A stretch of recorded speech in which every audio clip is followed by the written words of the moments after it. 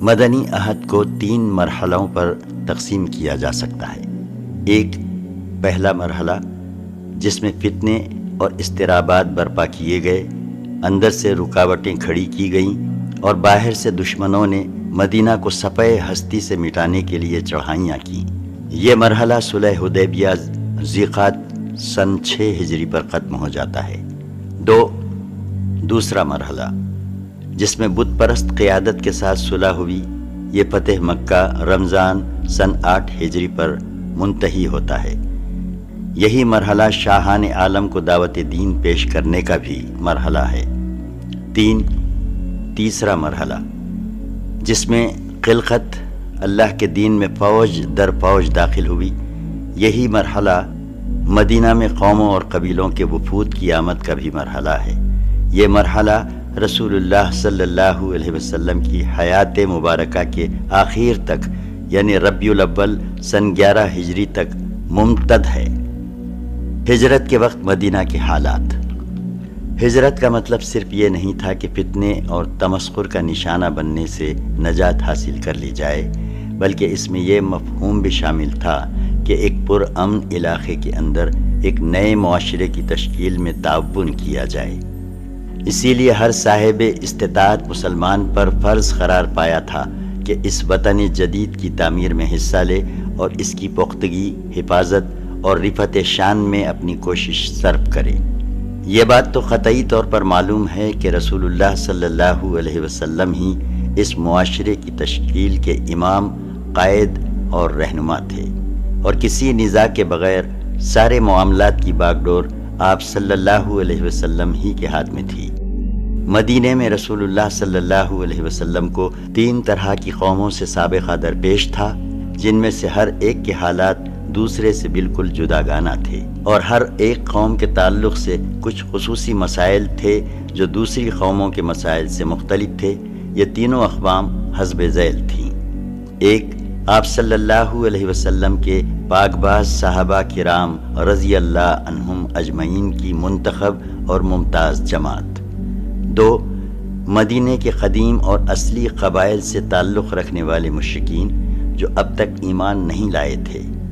3، یہود الف صحابہ کرام رضی اللہ عنہم کے تعلق سے آپ صلی اللہ علیہ وسلم کو جن مسائل کا سامنا تھا، ان کی توضیح یہ ہے کہ ان کے لیے مدینے کے حالات مکے کے حالات سے قطعی طور پر مختلف تھے۔ مکے میں اگرچہ ان کا کلمہ ایک تھا اور ان کے مقاصد بھی ایک تھے، مگر وہ خود مختلف گھرانوں میں بکھرے ہوئے تھے اور مجبور و مقہور اور ذلیل و کمزور تھے۔ ان کے ہاتھ میں کسی طرح کا کوئی اختیار نہ تھا، سارے اختیارات دشمنان دین کے ہاتھوں میں تھے، اور دنیا کا کوئی بھی انسانی معاشرہ جن اجزاء اور لوازمات سے قائم ہوتا ہے، مکہ کے مسلمانوں کے پاس وہ اجزاء سرے سے تھے ہی نہیں کہ ان کی بنیاد پر کسی نئے اسلامی معاشرے کی تشکیل کر سکیں۔ اس لیے ہم دیکھتے ہیں کہ مکی صورتوں میں صرف اسلامی مبادیات کی تفصیل بیان کی گئی ہے اور صرف ایسے احکامات نازل کیے گئے ہیں جن پر ہر آدمی تنہا عمل کر سکتا ہے۔ اس کے علاوہ نیکی، بھلائی اور مکارم اخلاق کی ترغیب دی گئی ہے اور رذیل و ذلیل کاموں سے بچنے کی تاکید کی گئی ہے۔ اس کے برخلاف مدینے میں مسلمانوں کی زمام کار پہلے ہی دن سے خود ان کے اپنے ہاتھ میں تھی، ان پر کسی دوسرے کا تسلط نہ تھا۔ اس لیے اب وقت آ گیا تھا کہ مسلمان تہذیب و عمرانیات، معاشیات و اقتصادیات، سیاست و حکومت اور صلح و جنگ کے مسائل کا سامنا کریں اور ان کے لیے حلال و حرام، عبادات و اخلاق وغیرہ مسائل زندگی کی بھرپور تنقیح کی جائے۔ وقت آ گیا تھا کہ مسلمان ایک نیا معاشرہ یعنی اسلامی معاشرہ تشکیل کریں جو زندگی کے تمام مرحلوں میں جاہلی معاشرے سے مختلف اور عالم انسانی کے اندر موجود کسی بھی دوسرے معاشرے سے ممتاز ہو، اور اس دعوت اسلامی کا نمائندہ ہو جس کی راہ میں مسلمانوں نے 10 سال تک طرح طرح کی مصیبتیں اور مشقتیں برداشت کی تھیں۔ ظاہر ہے اس طرح کے کسی معاشرے کی تشکیل ایک دن، ایک مہینہ یا ایک سال میں نہیں ہو سکتی، بلکہ اس کے لیے ایک طویل مدت درکار ہوتی ہے تاکہ اس میں آہستہ آہستہ اور درجہ بدرجہ احکام صادر کیے جائیں اور قانون سازی کا کام مشق و تربیت اور ملی نفاذ کے ساتھ ساتھ مکمل کیا جائے۔ اب جہاں تک احکام و قوانین صادر اور فراہم کرنے کا معاملہ ہے تو اللہ تعالیٰ خود اس کا کفیل تھا، اور جہاں تک ان احکام کی تنفیذ اور مسلمانوں کی تربیت اور رہنمائی کا معاملہ ہے تو اس پر رسول اللہ صلی اللہ علیہ وسلم مامور تھے۔ چنانچہ ارشاد ہے، پارہ 62 آیت 2، وہی ہے جس نے امیوں میں خود انہی کے اندر سے ایک رسول بھیجا جو ان پر اللہ کی آیات تلاوت کرتا ہے اور انہیں پاک و صاف کرتا ہے اور انہیں کتاب و حکمت سکھاتا ہے، اور یہ لوگ یقیناً پہلے کھلی گمراہی میں تھے۔ ادھر صحابہ کرام رضی اللہ عنہم کا یہ حال تھا کہ وہ آپ صلی اللہ علیہ وسلم کی طرف ہماتن متوجہ رہتے اور جو حکم صادر ہوتا اس سے اپنے آپ کو آراستہ کر کے خوشی محسوس کرتے، جیسا کہ ارشاد ہے سورہ 8 آیت 2، جن پر اللہ کی آیات تلاوت کی جاتی ہیں تو ان کے ایمان کو بڑھا دیتی ہیں۔ چونکہ ان سارے مسائل کی تفصیل ہمارے موضوع میں داخل نہیں، اس لیے ہم اس پر بقدر ضرورت گفتگو کریں گے۔ بہرحال یہی سب سے عظیم مسئلہ تھا جو رسول اللہ صلی اللہ علیہ وسلم کو مسلمانوں کے تعلق سے درپیش تھا، اور بڑے پیمانے پر یہی دعوت اسلامیہ اور رسالت محمدیہ کا مقصود بھی تھا، لیکن یہ کوئی ہنگامی مسئلہ نہ تھا بلکہ مستقل اور دائمی تھا۔ البتہ اس کے علاوہ کچھ دوسرے مسائل بھی تھے جو فوری توجہ کے طالب تھے۔ ان کی مختصر کیفیت یہ ہے، مسلمانوں کی جماعت میں دو طرح کے لوگ تھے، ایک وہ جو خود اپنی زمین، اپنے مکان اور اپنے اموال کے اندر رہ رہے تھے، اور اس بارے میں ان کو اس سے زیادہ فکر نہ تھی جتنی کسی آدمی کو اپنے اہل و عیال میں امن و سکون کے ساتھ رہتے ہوئے کرنی پڑتی ہے۔ یہ انصار کا گروہ تھا، اور ان میں پشتہا پشت سے باہم بڑی مستحکم عداوتیں اور نفرتیں چلی آ رہی تھیں۔ ان کے پہلو بہ پہلو دوسرا گروہ مہاجرین کا تھا، جو ان ساری سہولتوں سے محروم تھا اور لٹ پٹ کر کسی نہ کسی طرح تن بتقدیر مدینہ پہنچ گیا تھا۔ ان کے پاس نہ تو رہنے کے لیے کوئی ٹھکانہ تھا، نہ پیٹ پالنے کے لیے کوئی کام، اور نہ سرے سے کسی قسم کا کوئی مال جس پر ان کی معیشت کا ڈھانچہ کھڑا ہو سکے۔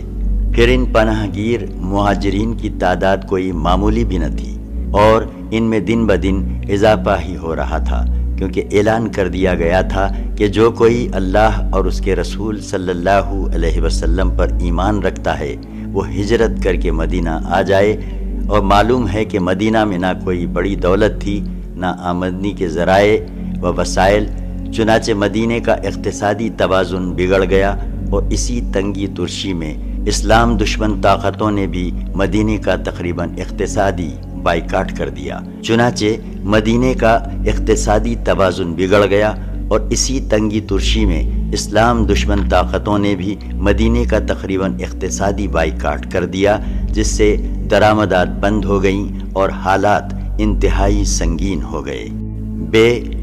دوسری قوم یعنی مدینے کے اصل مشرک باشندوں کا حال یہ تھا کہ انہیں مسلمانوں پر کوئی بالادستی حاصل نہ تھی۔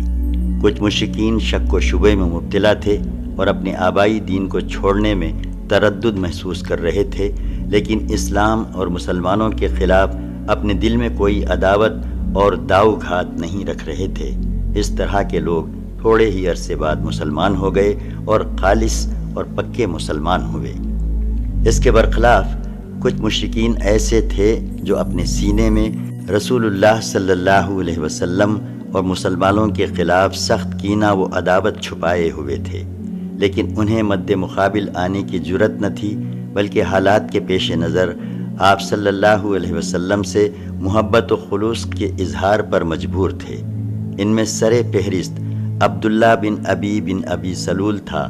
یہ وہ شخص ہے جس کو جنگ بؤاس کے بعد اپنا سربراہ بنانے پر اوس و خزرج نے اتفاق کر لیا تھا، حالانکہ اس سے قبل دونوں فریق کسی کی سربراہی پر متفق نہیں ہوئے تھے، لیکن اب اس کے لیے مونگوں کا تاج تیار کیا جا رہا تھا تاکہ اس کے سر پر تاج شاہی رکھ کر اس کی باقاعدہ بادشاہت کا اعلان کر دیا جائے۔ یعنی یہ شخص مدینے کا بادشاہ ہونے ہی والا تھا کہ اچانک رسول اللہ صلی اللہ علیہ وسلم کی آمد ہو گئی اور لوگوں کا رخ اس کے بجائے آپ صلی اللہ علیہ وسلم کی طرف ہو گیا۔ اسی لیے اسے احساس تھا کہ آپ صلی اللہ علیہ وسلم ہی نے اس کی بادشاہت چھینی ہے، لہٰذا وہ اپنے نہا خانہ دل میں آپ صلی اللہ علیہ وسلم کے خلاف سخت عداوت چھپائے ہوئے تھا۔ اس کے باوجود جب اس نے جنگ بدر کے بعد دیکھا کہ حالات اس کے موافق نہیں ہیں اور وہ شرک پر قائم رہ کر اب دنیاوی فائدے سے بھی محروم ہوا چاہتا ہے، تو اس نے بظاہر قبول اسلام کا اعلان کر دیا، لیکن وہ اب بھی در پردہ کافر ہی تھا۔ اسی لیے جب بھی اسے رسول اللہ صلی اللہ علیہ وسلم اور مسلمانوں کے خلاف کسی شرارت کا موقع ملتا وہ ہرگز نہ چوکتا۔ اس کے ساتھ عموماً وہ روسا تھے جو اس کی بادشاہت کے زیر سایہ بڑے بڑے مناصب کے حصول کی توقع باندھے بیٹھے تھے، مگر اب انہیں اس سے محروم ہو جانا پڑا تھا۔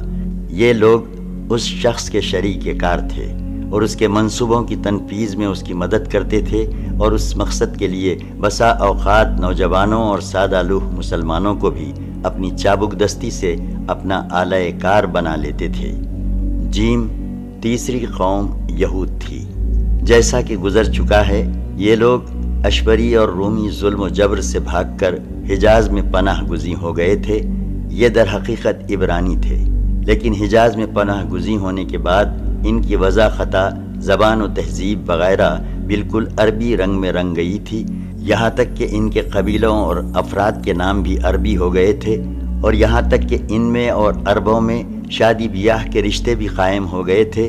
لیکن ان سب کے باوجود ان کی نسلی عصبیت برقرار تھی، اور وہ عربوں میں مدغم نہ ہوئے تھے، بلکہ اپنی اسرائیلی یہودی قومیت پر فخر کرتے تھے اور عربوں کو انتہائی حقیر سمجھتے تھے، حتیٰ کہ انہیں امی کہتے تھے، جس کا مطلب ان کے نزدیک یہ تھا بدھو، وحشی، رذیل، پسماندہ اور اچھوت۔ ان کا عقیدہ تھا کہ عربوں کا مال ان کے لیے مباح ہے، جیسے چاہیں کھائیں، چنانچہ اللہ تعالیٰ کا ارشاد ہے، پارہ 3 آیت 75، انہوں نے کہا ہم پر امیوں کے معاملے میں کوئی راہ نہیں، یعنی امیوں کا مال کھانے میں ہماری کوئی پکڑ نہیں۔ ان یہودیوں میں اپنے دین کی اشاعت کے لیے کوئی سرگرمی نہیں پائی جاتی تھی، لے دے کر ان کے پاس دین کی جو پونجی رہ گئی تھی وہ تھی فالگیری، جادو اور جھاڑ پھونک وغیرہ۔ انہی چیزوں کی بدولت وہ اپنے آپ کو صاحب علم و فضل اور روحانی قائد و پیشوا سمجھتے تھے۔ یہودیوں کو دولت کمانے کے فنون میں بڑی مہارت تھی۔ غلے، کھجور، شراب اور کپڑے کی تجارت انہی کے ہاتھ میں تھی۔ یہ لوگ غلہ، کپڑے اور شراب درآمد کرتے تھے اور کھجور برآمد کرتے تھے۔ اس کے علاوہ بھی ان کے مختلف کام تھے جن میں وہ سرگرم رہتے تھے۔ وہ اپنے اموال تجارت میں عربوں سے 2 گنا 3 گنا منافع لیتے تھے۔ اسی پر بس نہیں کرتے تھے، بلکہ وہ سود خور بھی تھے، اس لیے وہ عرب شیوخ اور سرداروں کو سودی قرض کے طور پر بڑی بڑی رقمیں دیتے تھے، جنہیں یہ سردار حصول شہرت کے لیے اپنی مدح سرائی کرنے والے شعراء وغیرہ پر بالکل فضول اور بے دریغ خرچ کر دیتے تھے۔ ادھر یہود ان رقموں کے عوض ان سرداروں سے ان کی زمینیں، کھیتیاں اور باغات وغیرہ گروی رکھ لیتے تھے اور چند سال گزرتے گزرتے ان کے مالک بن بیٹھتے تھے۔ یہ لوگ دسیسہ کاریوں، سازشوں اور جنگ و فساد کی آگ بھڑکانے میں بھی بڑے ماہر تھے۔ یہ لوگ ایسی باریکی سے ہمسایہ قبائل میں دشمنی کے بیج بوتے اور ایک کو دوسرے کے خلاف بھڑکاتے کہ ان قبائل کو احساس تک نہ ہوتا۔ اس کے بعد ان قبائل میں پہم جنگ برپا رہتی، اور اگر خدا نہ خواستہ جنگ کی یہ آگ سرد پڑتی دکھائی دیتی تو یہود کی خفیہ انگلیاں پھر حرکت میں آ جاتی اور جنگ پھر بھڑک اٹھتی۔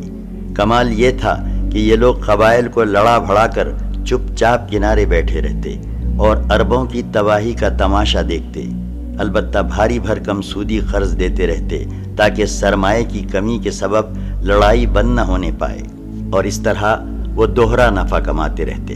ایک طرف اپنی یہودی جمعیت کو محفوظ رکھتے اور دوسری طرف سود کا بازار ٹھنڈا نہ پڑنے دیتے، بلکہ سود در سود کے ذریعے بڑی بڑی دولت کماتے۔ یثرب میں ان یہود کے 3 مشہور قبیلے تھے۔ ایک بنو قینقاع، یہ خزرج کے حلیف تھے اور ان کی آبادی مدینے کے اندر ہی تھی۔ 2 بنو نذیر، 3 بنو قریظہ، یہ دونوں قبیلے اوس کے حلیف تھے اور ان دونوں کی آبادی مدینے کے اطراف میں تھی۔ ایک مدت سے یہی قبائل اوس و خزرج کے درمیان جنگ کے شعلے بھڑکا رہے تھے اور جنگ بواس میں اپنے اپنے حلفاء کے ساتھ خود بھی شریک ہوئے تھے۔ فطری بات ہے کہ ان یہود سے اس کے سوا کوئی اور توقع نہیں کی جا سکتی تھی کہ یہ اسلام کو بغض و عداوت کی نظر سے دیکھیں، کیونکہ پیغمبر ان کی نسل سے نہ تھے کہ ان کی نسلی عصبیت کو، جو ان کی نفسیات اور ذہنیت کا جزو لانفک بنی ہوئی تھی، سکون ملتا تھا۔ پھر اسلام کی دعوت ایک صالح دعوت تھی جو ٹوٹے دلوں کو جوڑتی تھی، بغض و عداوت کی آگ بجھاتی تھی، تمام معاملات میں ایمانداری برتنے اور پاکیزہ اور حلال مال کھانے کی پابند بناتی تھی۔ اس کا مطلب یہ تھا کہ اب یثرب کے قبائل آپس میں جڑ جائیں گے اور ایسی صورت میں لازماً وہ یہود کے پنجوں سے آزاد ہو جائیں گے، لہٰذا ان کی تاجرانہ سرگرمی مان پڑ جائے گی اور وہ اس سودی دولت سے محروم ہو جائیں گے جس پر ان کی مالداری کی چکی گردش کر رہی تھی۔ بلکہ یہ بھی اندیشہ تھا کہ کہیں یہ قبائل بیدار ہو کر اپنے حساب میں وہ سودی اموال بھی داخل نہ کر لیں جنہیں یہود نے ان سے بلا عوض حاصل کیا تھا، اور اس طرح وہ ان زمینوں اور باغات کو واپس نہ لے لیں جنہیں سود کے ضمن میں یہودیوں نے ہتھیہ لیا تھا۔ جب سے یہود کو معلوم ہوا تھا کہ اسلامی دعوت یثرب میں اپنی جگہ بنانا چاہتی ہے، تبھی سے انہوں نے ان ساری باتوں کو اپنے حساب میں داخل کر رکھا تھا۔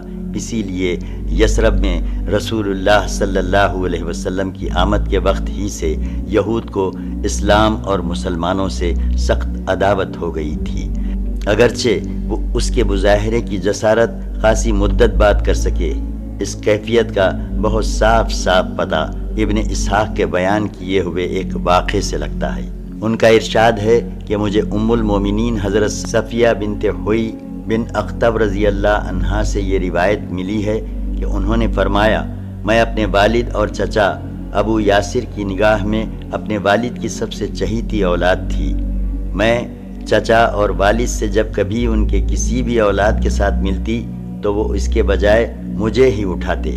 جب رسول اللہ صلی اللہ علیہ وسلم تشریف لائے اور قبا میں بنو عمرو بن عوف کے یہاں نزول فرما ہوئے تو میرے والد حویہ بن اخطب اور میرے چچا ابو یاسر آپ صلی اللہ علیہ وسلم کی خدمت میں صبح تڑکے حاضر ہوئے اور غروب آفتاب کے وقت واپس آئے، بالکل تھکے ماندے، گرتے پڑتے، لڑکھڑاتی چال چلتے ہوئے۔ میں نے حسب معمول چہک کر ان کی طرف دوڑ لگائی، لیکن انہیں اس قدر غم تھا کہ بخدا دونوں میں سے کسی نے بھی میری طرف التفات نہ کیا، اور میں نے اپنے چچا کو سنا، وہ میرے والد حویہ بن اخطب سے کہہ رہے تھے، کیا یہ وہی ہے؟ انہوں نے کہا، ہاں خدا کی قسم۔ چچا نے کہا، آپ انہیں ٹھیک ٹھیک پہچان رہے ہیں؟ والد نے کہا، ہاں۔ چچا نے کہا، تو اب آپ کے دل میں ان کے متعلق کیا ارادے ہیں؟ والد نے کہا، عداوت، خدا کی قسم جب تک زندہ رہوں گا۔ اسی کی شہادت صحیح بخاری کی اس روایت سے بھی ملتی ہے جس میں حضرت عبداللہ بن سلام رضی اللہ عنہ کے مسلمان ہونے کا واقعہ بیان کیا گیا ہے۔ موصوف ایک نہایت بلند پایا یہودی عالم تھے۔ آپ کو جب بنو نجار میں رسول اللہ صلی اللہ علیہ وسلم کی تشریف آوری کی خبر ملی تو وہ آپ صلی اللہ علیہ وسلم کی خدمت میں بعجلت تمام حاضر ہوئے اور چند سوالات پیش کیے جنہیں صرف نبی ہی جانتا ہے، اور جب نبی صلی اللہ علیہ وسلم کی طرف سے ان کے جوابات سنے تو وہیں اسی وقت مسلمان ہو گئے۔ پھر آپ صلی اللہ علیہ وسلم سے کہا کہ یہود ایک بہتان باز قوم ہے، اگر انہیں اس سے قبل کہ آپ صلی اللہ علیہ وسلم کچھ دریافت فرمائیں میرے اسلام لانے کا پتہ لگ گیا تو وہ آپ کے پاس مجھ پر بہتان تراشیں گے، لہٰذا رسول اللہ صلی اللہ علیہ وسلم نے یہود کو بلا بھیجا۔ وہ آئے اور ادھر عبداللہ بن سلام گھر کے اندر چھپ گئے تو رسول اللہ صلی اللہ علیہ وسلم نے دریافت فرمایا کہ عبداللہ بن سلام تمہارے اندر کیسے آدمی ہیں؟ انہوں نے کہا ہمارے سب سے بڑے عالم ہیں اور سب سے بڑے عالم کے بیٹے ہیں، ہمارے سب سے اچھے آدمی ہیں اور سب سے اچھے آدمی کے بیٹے ہیں۔ ایک روایت کے الفاظ یہ ہیں کہ ہمارے سردار ہیں اور ہمارے سردار کے بیٹے ہیں، اور ایک دوسری روایت کے الفاظ یہ ہیں کہ ہمارے سب سے اچھے آدمی ہیں اور سب سے اچھے آدمی کے بیٹے ہیں، اور ہم میں سب سے افضل ہیں اور سب سے افضل آدمی کے بیٹے ہیں۔ رسول اللہ صلی اللہ علیہ وسلم نے فرمایا، اچھا یہ بتاؤ اگر عبداللہ مسلمان ہو جائیں تو؟ یہود نے 2 یا 3 بار کہا۔ اللہ اس کو اس سے محفوظ رکھے۔ اس کے بعد حضرت عبداللہ بن سلام رضی اللہ عنہ برآمد ہوئے اور فرمایا، اشہد ان لا الہ الا اللہ و اشہد ان محمد الرسول اللہ، میں گواہی دیتا ہوں کہ اللہ کے سوا کوئی لائق عبادت نہیں، اور میں گواہی دیتا ہوں کہ محمد صلی اللہ علیہ وسلم اللہ کے رسول ہیں۔ اتنا سننا تھا کہ یہود بول پڑے، شرنا وابن شرنا، یہ ہمارا سب سے برا آدمی ہے اور سب سے برے آدمی کا بیٹا ہے، اور اسی وقت ان کی برائیاں شروع کر دیں۔ ایک روایت میں ہے کہ اس پر حضرت عبداللہ بن سلام رضی اللہ عنہ نے فرمایا، اے جماعت یہود، اللہ سے ڈرو، اس اللہ کی قسم جس کے سوا کوئی معبود نہیں، تم لوگ جانتے ہو کہ آپ صلی اللہ علیہ وسلم اللہ کے رسول ہیں اور آپ صلی اللہ علیہ وسلم حق لے کر تشریف لائے ہیں، لیکن یہودیوں نے کہا تم جھوٹ کہتے ہو۔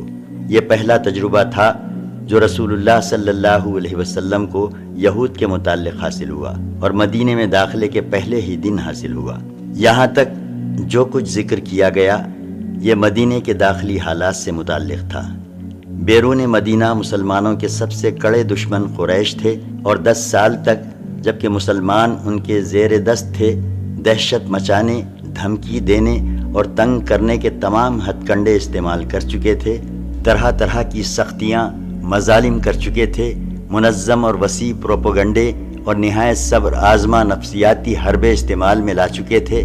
پھر جب مسلمانوں نے مدینہ ہجرت کی تو قریش نے ان کی زمینیں، مکانات اور مال و دولت سب کچھ ضبط کر لیا، اور مسلمانوں اور ان کے اہل و عیال کے درمیان رکاوٹ بن کر کھڑے ہو گئے، بلکہ جس کو پا سکے قید کر کے طرح طرح کی اذیتیں دیں۔ پھر اسی پر بس نہ کیا بلکہ سربراہ دعوت حضرت محمد رسول اللہ صلی اللہ علیہ وسلم کو قتل کرنے اور آپ صلی اللہ علیہ وسلم کی دعوت کو بیخ و بن سے اکھاڑنے کے لیے خوفناک سازشیں کیں، اور اسے روبہ عمل لانے کے لیے اپنی ساری صلاحیتیں صرف کر دیں۔ بائیں ہمہ جب مسلمان کسی طرح بچ بچا کر کوئی 500 کلومیٹر دور مدینہ کی سرزمین پر جا پہنچے تو قریش نے اپنی ساکھ کا فائدہ اٹھاتے ہوئے گھناؤنا سیاسی کردار انجام دیا، یعنی یہ چونکہ حرم کے باشندے اور بیت اللہ کے پڑوسی تھے، اور اس کی وجہ سے انہیں اہل عرب کے درمیان دینی قیادت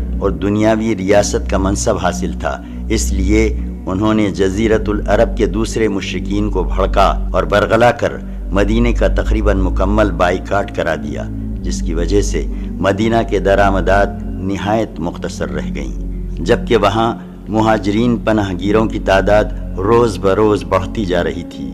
در حقیقت مکے کے ان سرکشوں اور مسلمانوں کے ان نئے وطن کے درمیان حالت جنگ قائم ہو چکی تھی، اور یہ نہایت احمقانہ بات ہے کہ اس جھگڑے کا الزام مسلمانوں کے سر ڈالا جائے۔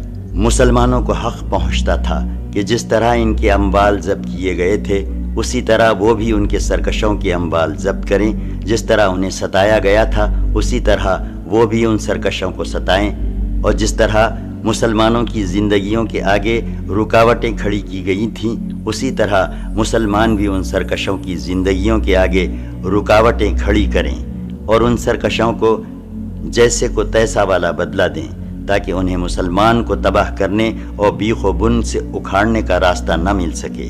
یہ تھے وہ قضایا اور مسائل جن سے رسول اللہ صلی اللہ علیہ وسلم کو مدینہ تشریف لانے کے بعد بحیثیت رسول و ہادی اور امام و قائد واسطہ درپیش تھا۔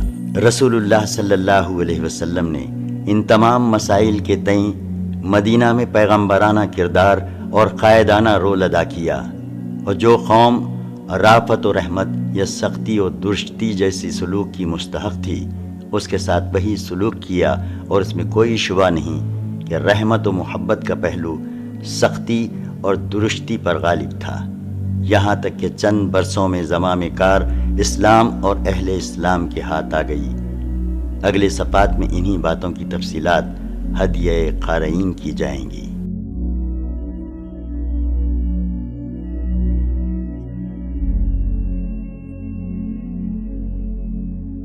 پہلا مرحلہ، نئے معاشرے کی تشکیل۔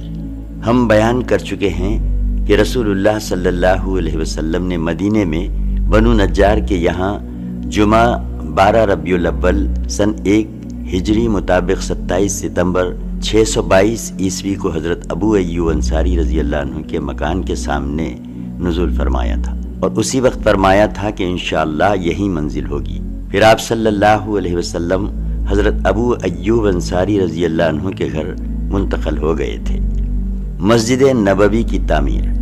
اس کے بعد نبی کریم صلی اللہ علیہ وسلم کا پہلا قدم یہ تھا کہ آپ صلی اللہ علیہ وسلم نے مسجد نبوی کی تعمیر شروع کی، اور اس کے لیے وہی جگہ منتخب کی جہاں آپ صلی اللہ علیہ وسلم کی اونٹنی بیٹھی تھی۔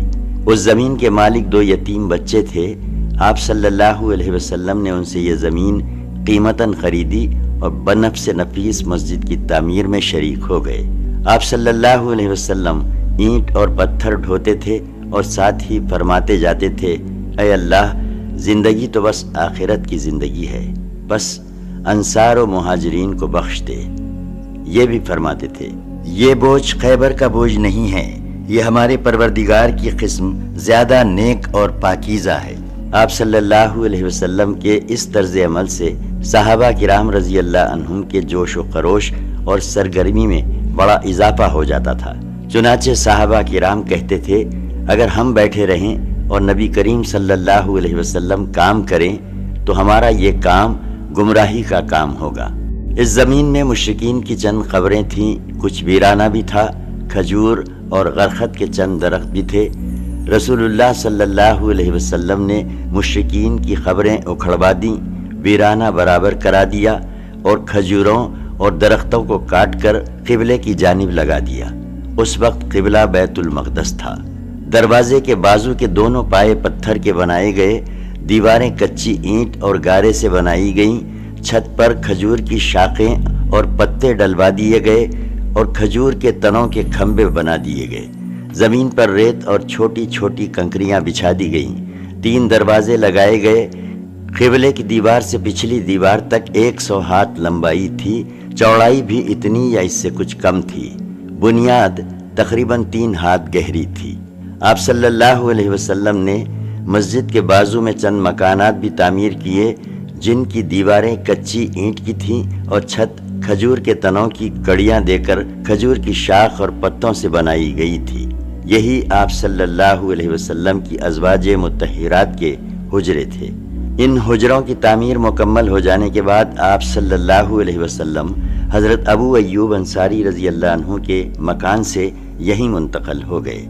مسجد محض ادائے نماز ہی کے لیے نہ تھی، بلکہ یہ ایک یونیورسٹی تھی جس میں مسلمان اسلامی تعلیمات اور ہدایات کا درس حاصل کرتے تھے، اور ایک محفل تھی جس میں مدتوں جاہلی کشاکش و نفرت اور باہمی لڑائیوں سے دوچار رہنے والے قبائل کے افراد اب میل محبت سے مل جل رہے تھے۔